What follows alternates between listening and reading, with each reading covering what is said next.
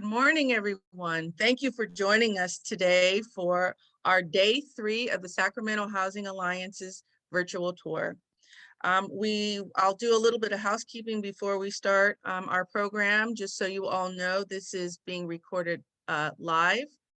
I'm sorry, this is being recorded and is live on Facebook. We will also have a recording available for view for those of you that may have missed it.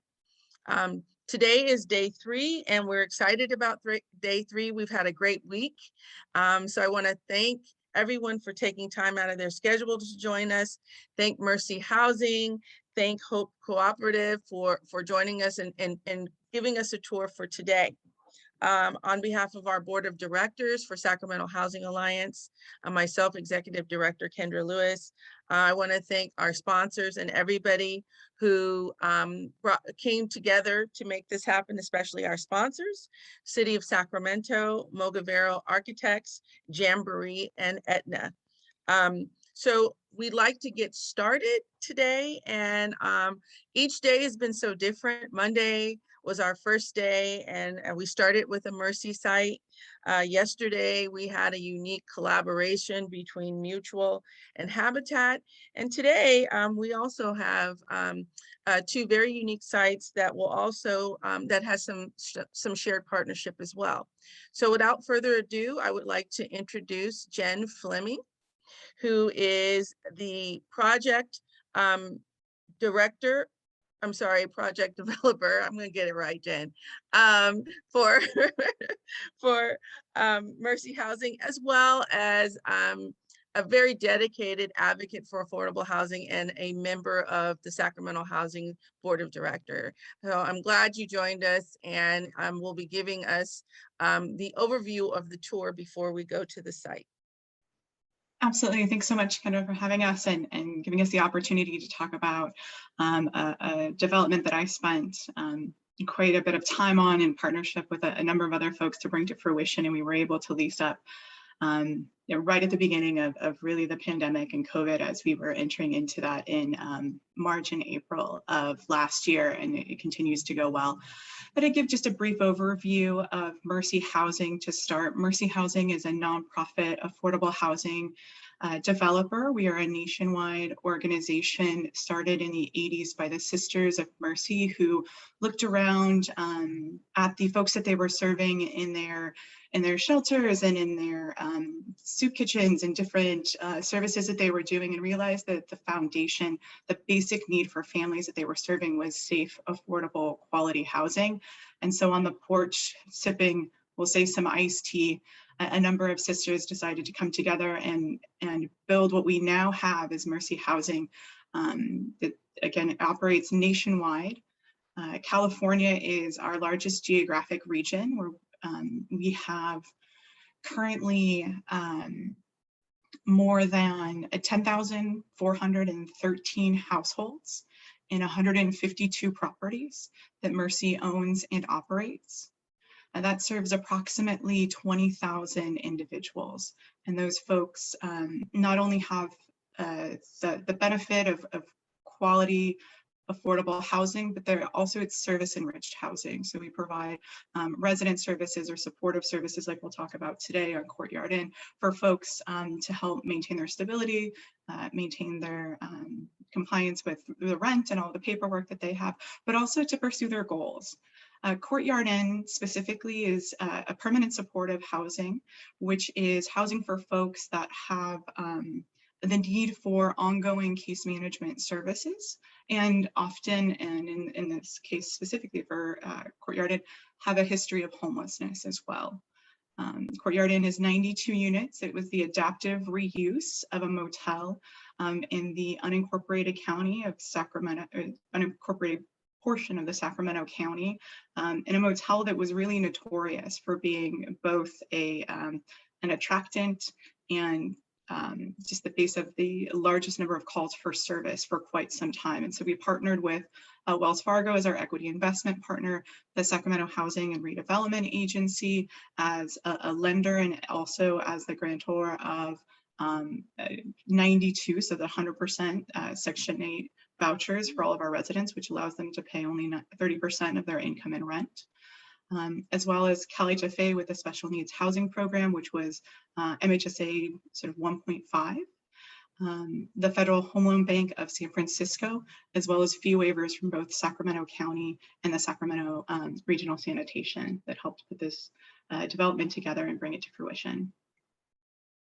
Great. Well, thank you. And so thank you for giving us that initial tour. So now we'll be ready to go and see the site.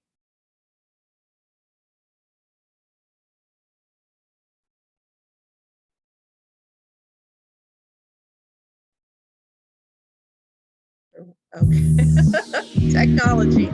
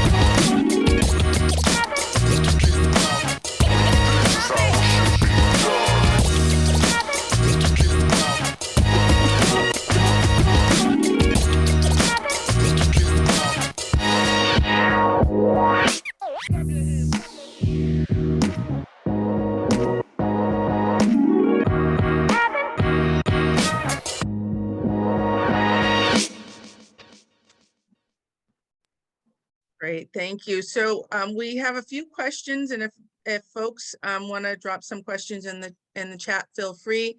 There's also a trivia question that is up, and we're just testing to make sure you're watching and paying attention, and you absorbed all the stats that were popping up as you were watching. So what we'd like to ask Jen, I have one just quick question. What was the year? How old is this project? Is this considered like a conversion in this instance, or is a rehab? Or Yeah, it's considered an adaptive reuse. And so adaptive. the original build date, which we took it back to the studs and replaced essentially 100% of the systems and everything back to the original framing, and then went and made a number of repairs. The original building dates back to the early 70s. Oh, wow. Yeah, and so it was definitely an endeavor to bring it up to current environmental standards, as well as the efficiencies that we look for in housing today for energy savings as well.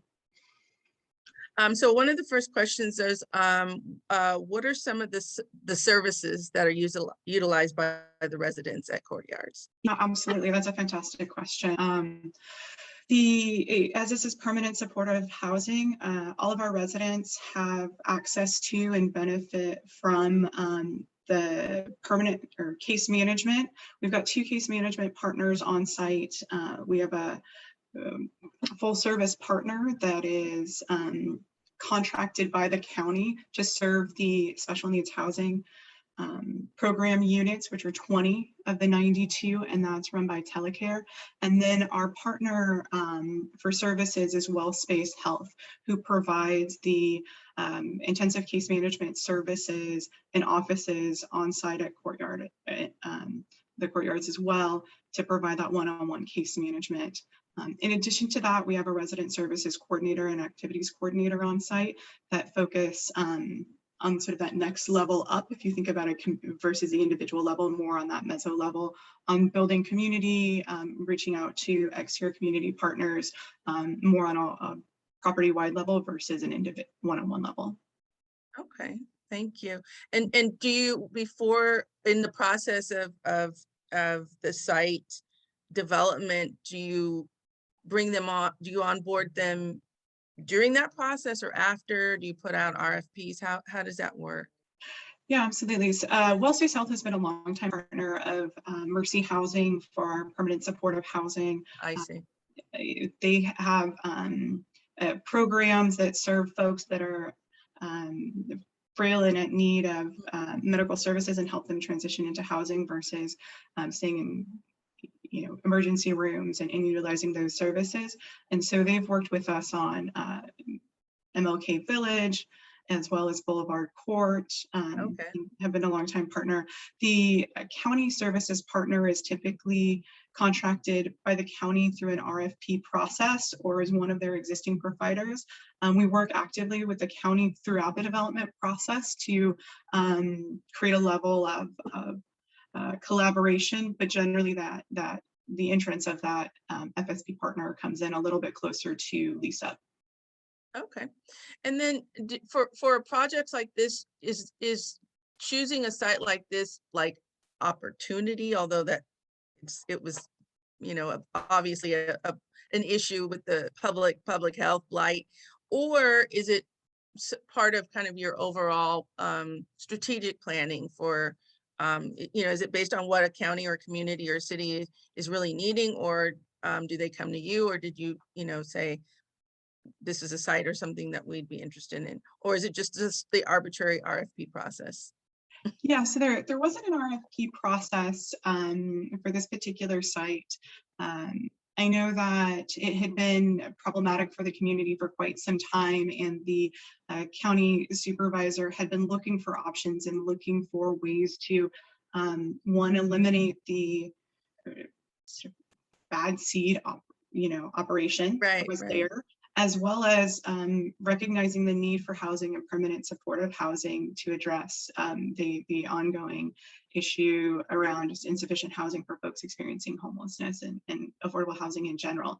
And so we were approached by SHRA and by the county to see if there was something that we could make work given the available local and state resources to make a better use out of this development. Okay, great. Well, thank you. Thank you, Jen. Thanks for taking us on this tour. We are, some are missing, some that have been part of our bus tour traditionally are kind of missing it.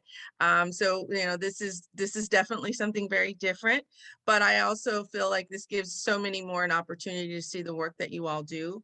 And really, this really is something I think for our outreach and education that SHA wants to do, is to let people know really that the stigma of affordable housing in these projects is really just that, that these projects really transform lives. So thank you for your time. And if we have some more time at the end, we'll bring you back up, if you don't mind. So now we are going to move to our second tour. I'd like to introduce Erin Johansson, who is the CEO of Hope Cooperative. Good morning, and thank you for joining the SHA virtual bus tour. We're so excited to have you touring Folsom Oaks Apartments. My name, as Kendra said, is Erin Johansson, and I'm the CEO of Hope Cooperative, also known as TLCS. We have been providing behavioral health and supportive housing services in Sacramento region for over 40 years. In a variety of services and supports, we serve nearly 8,000 people annually. We provide intensive case management, mental health services, including psychiatry, homeless outreach, crisis intervention, substance use disorder services, interim and transitional housing, and of course, permanent supportive housing. We are extremely proud of our long history providing housing and supportive services. Folsom Oaks is a shining example of long-term life change for individuals and families with behavioral health challenges who have also experienced homelessness.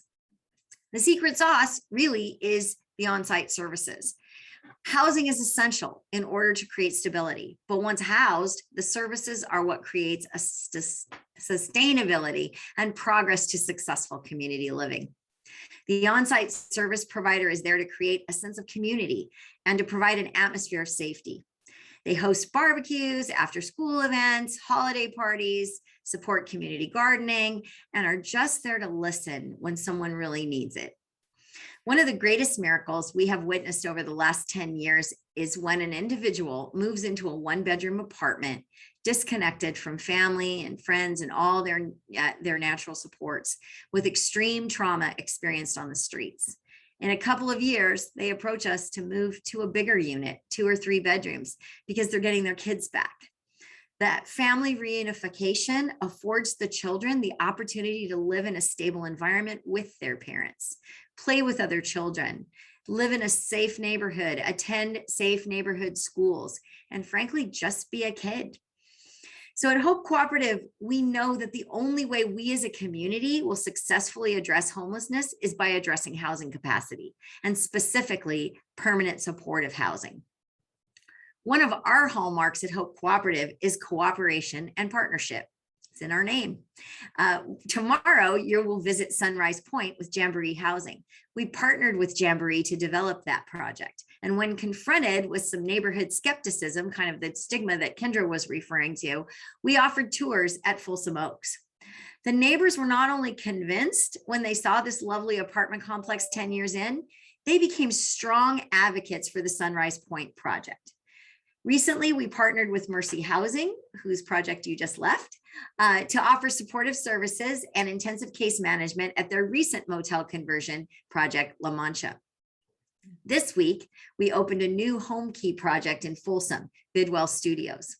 As the service provider partner, it was extremely gratifying to see 25 people moving into their beautiful new home, many directly from the streets of Folsom. The city of Folsom embraced this project specifically because of the success of Folsom Oaks.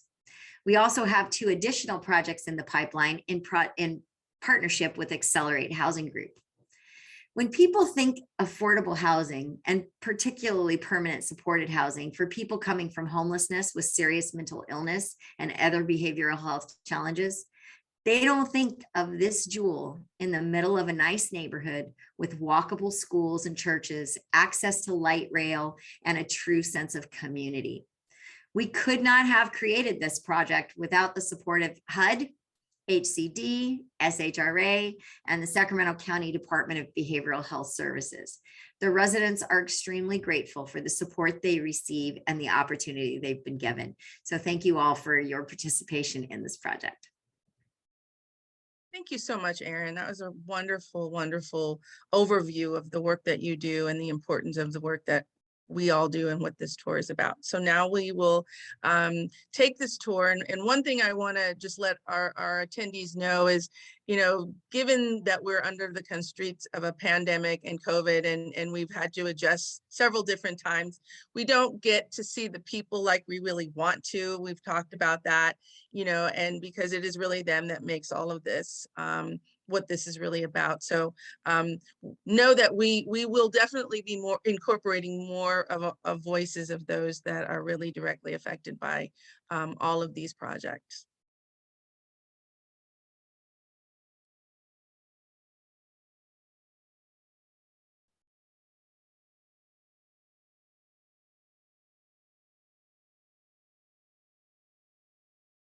Internet must be slow today.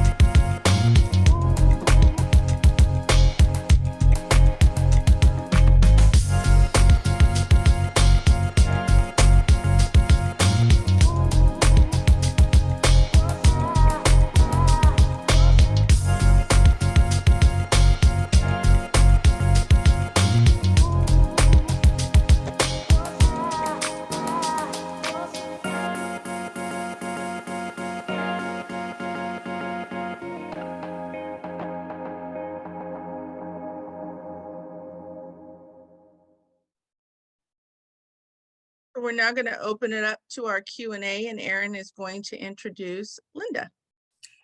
Yes, and thank you all so very much. And I'd like to introduce Linda Bratcher. She is our program manager for permanent supportive housing, and she is going to answer the questions. Thank you. Great. You want to unmute first, Linda? Before there you go. There we go. Sorry about that. So you want to just kind of give a little bit, talk about what you do and that, and then we'll get into the questions. Sure. Yeah, I lead a team of people, and we have 5 permanent supported housing programs, and we just got La Mancha, and which is almost full.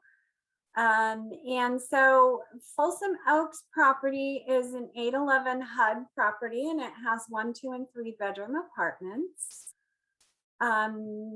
We serve a population of people with severe and chronic psychiatric disabilities that come in literally homeless. And like Erin was saying earlier, we just get to see that miracle happen in people's lives. We have a resident services coordinator on site that is there 40 hours a week, and they basically work with people, whatever at our agency, we really believe in meeting people where they are. So wherever that is, so there's no cookie cutter rule for a family or a single person, because everybody comes with their own unique trauma, their own unique history.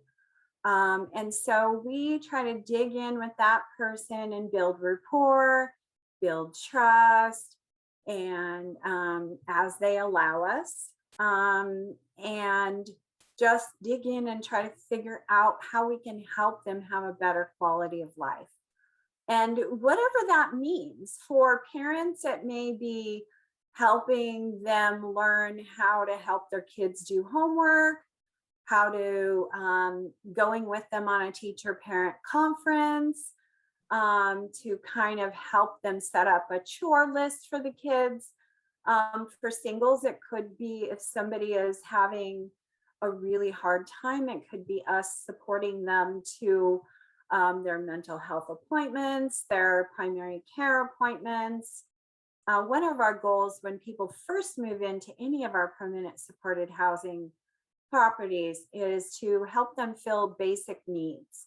Make sure they have all their basic needs. Make sure that they're connected with primary health provider, mental health provider if they don't have a permanent one. Securing mainstream benefits, Social Security. Some people move in on general assistance. And we would work with them through that process to secure their Social Security, get them an attorney if they need it and such. You know, teaching people how to budget, because a lot of our clientele comes to us and nobody's ever really taught them maybe how to budget their money and pay bills, how to secure a bank account. Basically it's whatever people need. We do a lot of independent living skills training with people. I've cleaned a lot of toilets myself in my time and helped people learn how to keep their units nice. So basically we meet people where they are. Do you, now, because you're in Folsom, do your residents have to be, I know they're coming from being homeless, but do they have to have some connection to Folsom, or can they be from anywhere? They can be from anywhere, Sacramento County. Okay. Great. And so when Folsom Oaks becomes available, how are residents able to move in? Yes, as I stated earlier, this is an 811 HUD I'm sorry, project. selected. Oh, no worries. It's an 811 HUD multifamily project. And so we have a criteria of, we have to do criminal history check, and eviction check, and also there's a home visit, or if they're under a bridge. I mean, it's kind of hard to do a home visit, but so that all goes through that, and we identify their psychiatric disability, get the homeless verification on file, and basically with HUD, there's no sex offenders allowed, and serious violence like murder, arson, things like that. But if it's just possession or drugs and somebody's clean and sober, now those are things that we can work with. And are people allowed, do they have a time period where they can stay, or what's they can stay as long as they need to? Yeah, it's permanent housing. So as long as they need to. One of the good things that's been happening lately is that the new Move On voucher program came out. And so we have referred 3 of our families that are really doing well to the Move On voucher system. And so hopefully they'll get in, and that will make room for 3 more families in our multifamily housing project. That's wonderful. I don't want to put you on the spot, but for those people who may not know what the Move On voucher is, can you explain that? Yeah, that's an SHRA voucher that people that have been in permanent housing for over 24 months without lease violations, that meet the income criteria, and that have paid their rent consistently, could possibly qualify for a 10-year voucher to live on their own in an apartment or a house out in the community. Oh, nice. Yeah. So my understanding of this is that the system is trying to make room for more homeless in our permanent housing complexes. And so we would backfill with the people that need it, and then meet them where they are and help them fill the basic needs. So it's pretty good system. That's great. So thank you. I'd like to, what we'll do is, because we have some time, there is another question for Jen, and then there's a couple more questions I'd like to kind of bring Erin in as well, if she can answer, or Linda. So Jen, one of the questions that did come up was, is the Mercy site 100% occupied? I believe so. We generally run an occupancy of 98% on most of our permanent supportive housing. That 2% really accounts for folks that maybe have moved out, or they've moved into a higher level of care, for example. And so it's that time period to prepare the unit for the next resident. All of our units for Courtyard Inn are filled either through the coordinated entry system or referrals from our service providers. Oh, okay. And are you all, for your sites, finding more people are calling, although I know you have very specific services because of the pandemic and evictions, or is it pretty much the same as it was prior to the pandemic? Yeah, sorry, go ahead. Oh, go Jen, go. I would say our property managers at the site level probably have the most up-to-date finger on the pulse, but I can say that for more than 5 years now, we've run on our projects that developments that have wait lists about anywhere between 3 to 5 years on a wait list if you just look at it. And so there's the pandemic and housing instability has of course put pressure on our society as a whole. It's really just an increase of the existing pressure that we've all been experiencing and attempting to address.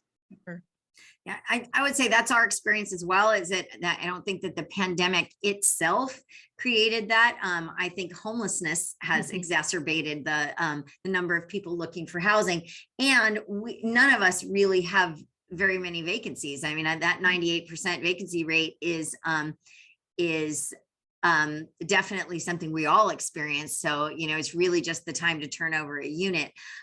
As far as a wait list, there's a question in the chat about a wait list. And I think you asked that before about how do we find our tenants, and for our property, we really source our referrals through the Sacramento County mental health system. There are 5 units that are specifically dedicated to full service partnership clients, and there are 3 of those that are in Sacramento County that serve people who are homeless. So we start there, and when we have other vacancies, it's usually filled through the mental health system. But again, we rarely have them. What Linda talked about, move on, we're going to have 3, which and that's only once we help those folks find that next place to live, which takes some time. Right. It looks like there's a question. It says, how do you house those experiencing homelessness that do not, I'm assuming, that have paperwork like a social security card? Yeah. So, I mean, for us, and using the coordinated entry system, that some of that work is done by the other service providers, homeless outreach navigators that help to get that handled before folks are queued up for us through coordinated entry.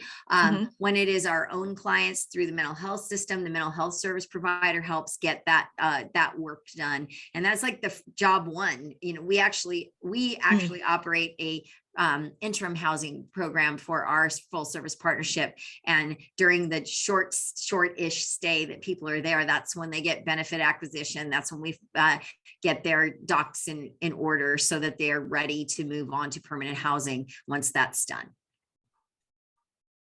Great. And Jen, you mentioned like the wait listing in like 5 years.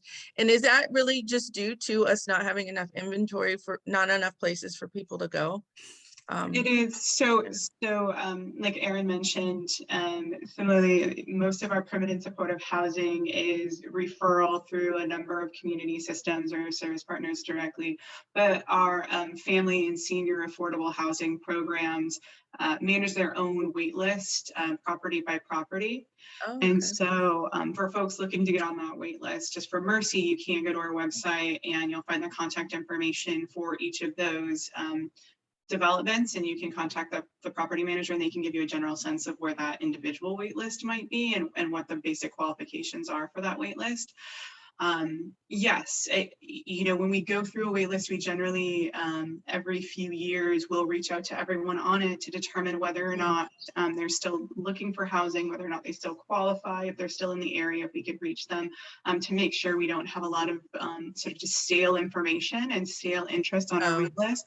And when we do that, we'll generally see a reduction from 5 years to maybe 2.5, but it's still the overall problem, and SHA has documented it in numerous reports through quite a bit of its research of the overall just lack of affordable housing, whether it's market rate or just housing that's affordable to people living in the area, and lack of housing in general, that folks are in need, and we don't have enough. Yeah, we just don't. And I mean, to think about having to be on any wait list for 5 years for anything, let alone housing, is just really a lot. And that is where now we're in this pandemic has made things people even more vulnerable. Just working with the housing element work that SHA is doing right now to, hopefully try to get more and more in the pipeline. It's probably a combination of not enough, and then the process of funding and what you all have to go through. Erin, is your funding public money, private money? Yes, primarily all of our funding for all of our services is government funded of one sort or another. So all of our mental health services and behavioral health services are funded through Sacramento County, a mix of MHSA and so that's Mental Health Services Act funding through the state. and federal Medicaid dollars. I would like to also mention, if I can, because I need to put this plug in, as we're all trying to develop capacity for housing, and there is a lot of money coming from the state in order to increase capacity. But what there isn't generally enough of is service funding. And so there's very few sources to provide those rich on-site services that we've all been talking about. And we do have the opportunity coming soon with the new CalAIM, which is Medi-Cal reform, that we could potentially have a funding source for on-site services. So that's something that many of us that Mercy and you, Kendra, at SHA are advocating for. And if we are successful, that will open the door to be able to develop more units of housing capacity that have those very important permanent supported housing services on site. Right. And I mean, I'll go back to you, Erin, because you can talk a little bit more about it. I think it's critical, because isn't that part of some of the issues with housing is services? Yeah. You have projects, you have builders, affordable housing builders that can do a project, they have the funding for the project, but also there's just a need for services. Human beings can't just be, plucked off the street and then expected to be fully functional, in a day or whatever. And so that's something that advocates have been really stressing for some time. And so do you want to just, maybe talk just a little bit, because we have a little bit of time, about CalAIM and, yes. Yeah. Yeah, absolutely. So one of the things that happens is that, SHRA has been very successful getting what's called a project-based voucher through the federal government to support the housing subsidy in these permanent supported housing projects. That is a fantastic way to support the project. But those project-based vouchers are dedicated to folks who are experiencing chronic homelessness. And those folks need a higher level of care once they move into housing. They need it, and it's required. So if you're going to do a project where you are using that as a funding source, you have to figure out where you're going to get those service dollars to provide that rich service array. And so historically, the only place where we've been able to get that is from the behavioral health system. And that is limited because they are also serving all other behavioral health needs. And so they can't serve every project that we could potentially have in Sacramento or that we need in Sacramento, because we need a lot more units of permanent supported housing, and behavioral health can't possibly manage that. So what CalAIM what's new for CalAIM, which is the Medicaid reform, Medi-Cal reform coming in January, is what's called enhanced case management benefit. And that benefit comes actually through health insurance companies. So those are the payer, they are getting reimbursed by the state.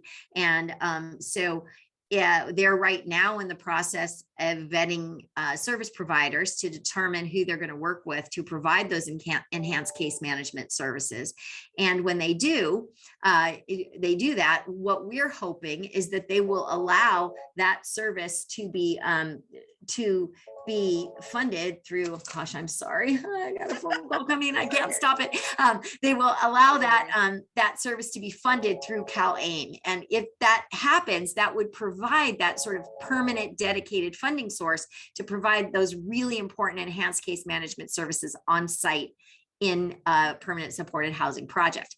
That way, folks like Mercy, folks like us, folks like Jamboree that have Accelerate Housing Group, some of the ones that we're working with that have a project in the pipeline where they've got all the other sources of financing lined up, would then now be able to provide those important services on site. And we'd get a lot more projects built a lot faster if we had that.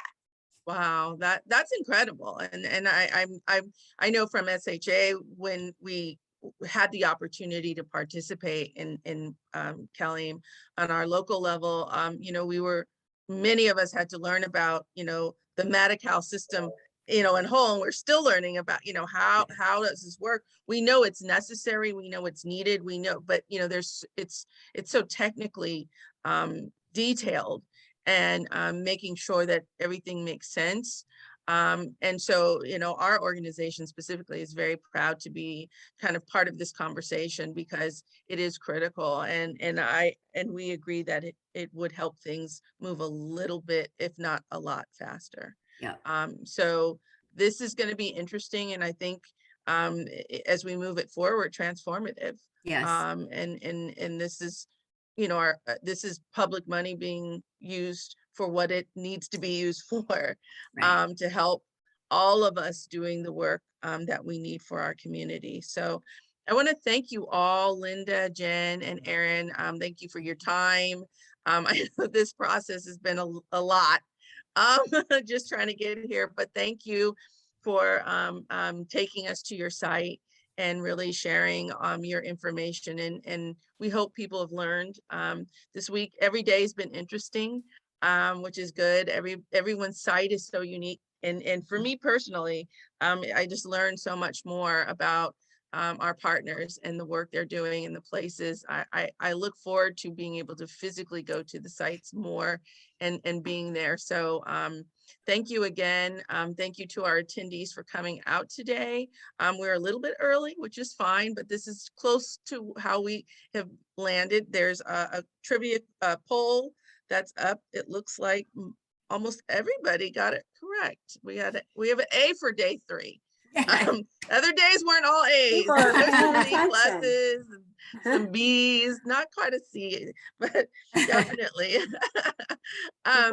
So thank you all again. And we hope that you all will join us tomorrow for our final day, day 4, where we'll go to the Jamboree site as well, and Community Housing Works, which again are very, very different sites as well.